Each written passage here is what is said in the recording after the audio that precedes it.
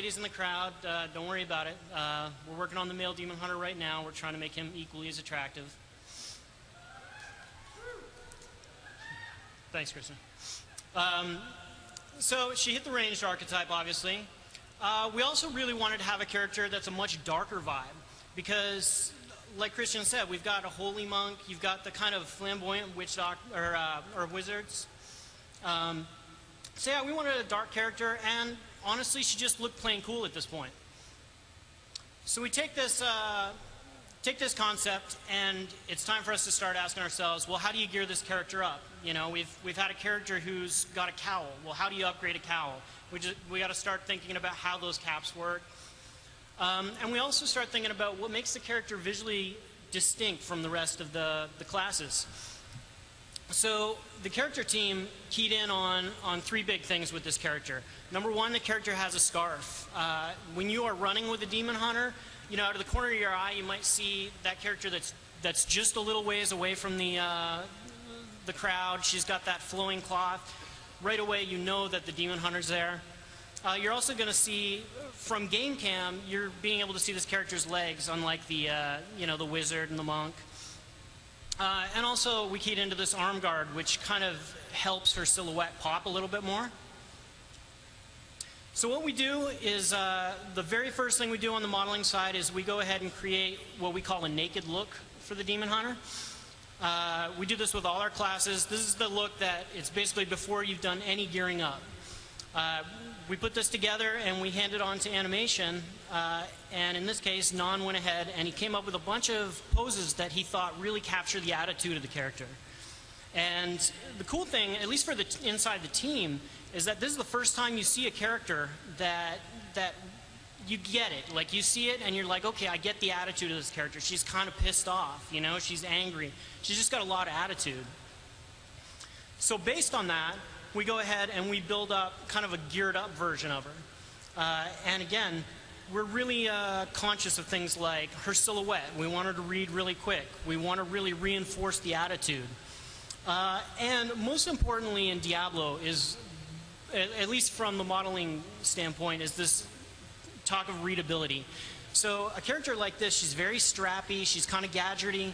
You know, you can see there's actually a lot of stuff going on, but when you zoom out to, you know, 30 feet above her head or so, you want to be able to see that stuff and read the characters. So we group together colors and values and that sort of thing. So at this point, we've got a model that we're happy with, and the animators are going to go ahead and take that and they're going to start filling out her animation suite with all the cool things that a demon hunter does. And we go ahead and we start putting together some of her tools. So like the demon hunter in this case, obviously she's going to use bows and crossbows. If you guys go play her out on the show floor today, you're going to see she's also the only character who can dual wield pistol crossbows. So as I say, we've passed it on at this point to animation. Yeah, and you can kind of sort of see the fruits of everybody's labor. We've got a character that they've really taken advantage of her kind of pose-to-pose action. You know, pulling a trigger is probably not as exciting as swinging an axe or a sword, but they really reinforce her character by just the full body pose she takes when she shoots stuff, and also taking advantage of her skills. And I'm going to leave it for Wyatt and Julian to get into the skills, because she just does some really cool stuff. And with that, that's it for me. I'm going to pass it on to Leonard. Thanks. Thanks, Paul. I'm Leonard Boarski. I'm the lead world designer on Diablo 3. And I'm going to take you through the lore behind the Demon Hunter and really talk about her background. The Demon Hunter is our most diverse class. And what does that mean? She's not one type of person, or she doesn't come from one social class. She could really come from any walk of life. Demon Hunters are chosen. They're not born into their class like all of our other classes are. This clicker doesn't work very well. They're bound together by their thirst for revenge. Revenge on demons who have slaughtered their family and friends. The Demon Hunters are recruited by other demon hunters after they've had these encounters with demons that would crush lesser people.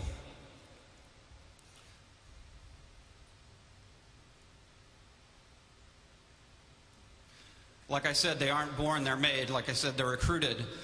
They don't have a homeland per se. They're nomadic. They're always chasing down demons. They really want to crush demons. That's their reason for living. They do have a base up in the borderlands up north where they train new recruits, though. If you take the best aspects of a ranger and a bounty hunter class and combine it with an epic class and combine it with an epic revenge quest, you end up with a really excellent, challenging class to play. And on top of that, they dual wield crossbows. I mean, what more do you need than that?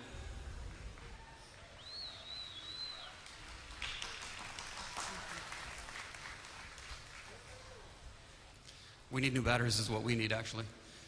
So what drives the demon hunter? The demon hunter is our obsessed hero. She'll do whatever it takes to hunt down demons and eradicate them from the world of Sanctuary.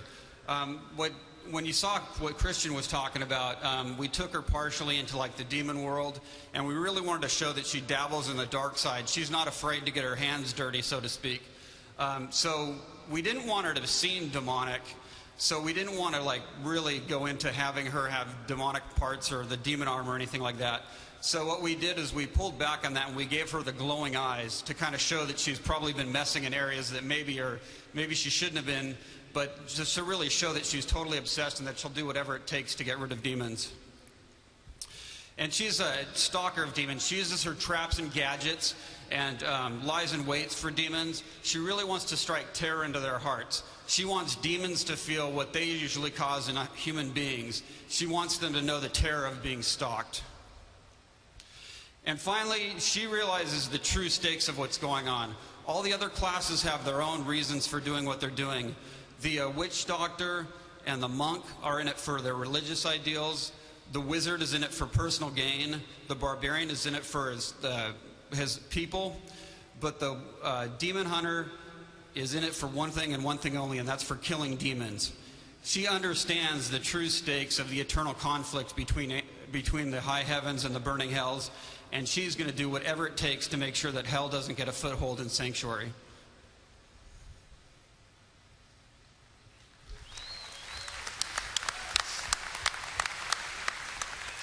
Hi everyone, my name is Wyatt Chang and I work as a technical game designer. Now we've established that the Demon Hunter, primarily about ranged, shadow, gadgets, and traps, we need some skills that kind of bring that to life. We want skills that sell those three concepts. So the first skill we're going to talk about today is called Bola Shot. Bola Shot sells two themes really well, ranged and gadgets. You can kind of see the way she runs around. She shoots out a bola, the bola wraps itself around the target and explodes. I really like this skill in the sense that it feels really tactical. That delay is kind of a drawback, but it's also something you can use to your advantage in the right situations. You're going to see a theme in all the skills that we talk about today. We always want to try and push the core concepts, the range, the gadgets, and the shadow. The next skill we're going to talk about today is Vault. Vault's a movement skill. Obviously, the Barbarian has leap attack, and the Wizard has teleport, and we wanted to make sure that all of our classes have a way to get around the battlefield. In this case, we wanted to sell the Shadow theme. Initially, we kind of talked about things like Shadow Vault and stuff like that, because we said, oh, well, we have to have a Shadow theme. But at this time, we were like, you know what, let's just call it Vault and let the art speak for itself. You know, there's no need to have to weave these concepts into every single skill. So we have the artistic representation has some acrobatics to it, has some shadow themes to it. It's basically a way to take a solid mechanic, wrap it up with the aesthetic that we're trying to sell, and deliver something that we think will be fun for the players. The next skill is Spike Trap. As we talked about, one of her themes is also going to be traps and gadgets. This is not unlike some of the assassin gameplay that you might have seen in Diablo 2. In this case, we want to sell, again, the shadow theme and the gadgets theme. You know, we just take an ordinary trap spell, weave in some shadow themes in the art, kind of brings out the flavor. It differentiates her from the other characters.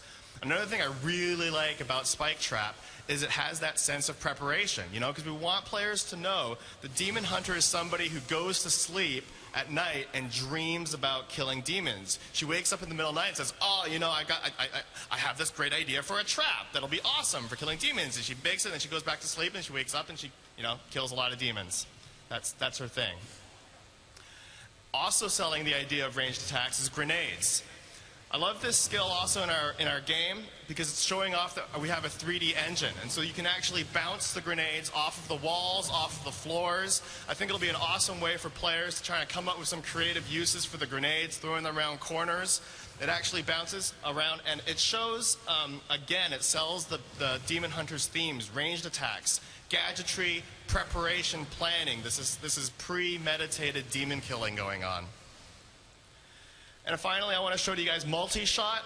Multi-shot, some of you guys might remember from D2, but it's been amped up and brought to the next level for Diablo 3. We know multi-shot was a hugely popular skill in Diablo 2, so we wanted to make sure that we get the clicker going. There we go. We want to bring back that mechanic that we know, the skill people love, but artify it up for something more appropriate.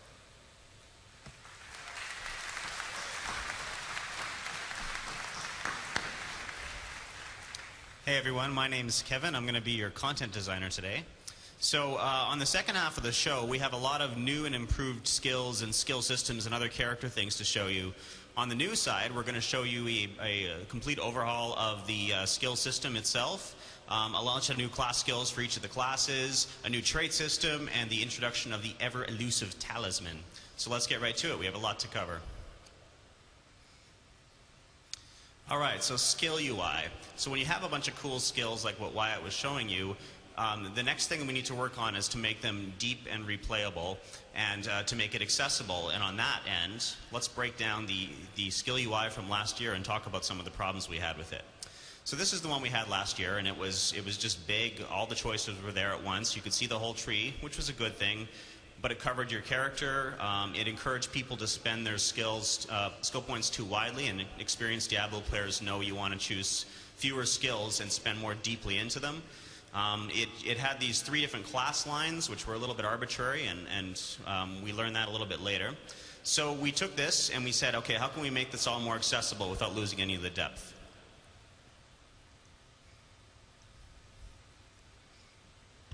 So we went to a tab system. So this was an improvement. In a major way, it made everything bigger. You could see it all easier. It compartmentalized it into the tabs. But with all these skill lines, honestly, fitting them all in there to be equal across the tabs, some of the skills were a little bit arbitrary. You still couldn't see all your options at once. You had to skip back and forth between the tabs. And people often, when they're leveling up, actually forgot to check on the other tabs and ended up spending more points in whichever tab they first chose to spend points in. So we went to a list approach. So this we were getting a little bit closer on. On the left-hand side, we had all 7 of your skills in one place. So this was a major improvement for us. You could see your entire sort of character build all in one place. And on the right, when you were choosing new skills, it was getting better. You could see everything bigger. You could see what you could choose next, and you could start thinking ahead by scrolling down the list. But it wasn't quite good enough. So here's the current UI. So we kept everything with the 7 skills on the left. And on the right-hand side, we made that whole window a lot bigger, so you could still plan ahead, but you could see all your choices available at one time, making the entire skill UI a lot more accessible, and at a glance, you could see what you could spend. But let's take a look at this in action.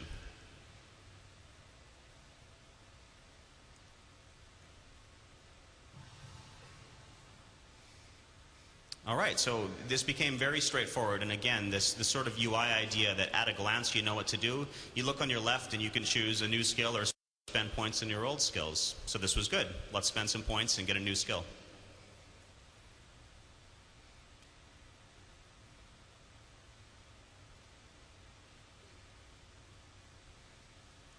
Okay, and so choosing a new skill, very straightforward, and upgrading them is also a lot easier. Frankly, if you see a blinking plus sign, that means you can spend points in it. If there's no plus sign, that means you've maxed it out. Now, a little extra insight into the 7 skills. At the beginning of the game, every skill that you choose has 5 skill points you can put into it, but throughout the course of the game, you have ways to deepen that and augment the skills so that you can spend more points into them. So initially, you know, it's much easier to make builds. It's easier to think ahead. It's easier to respec when you want to do that as well, and you can try a lot of things very rapidly.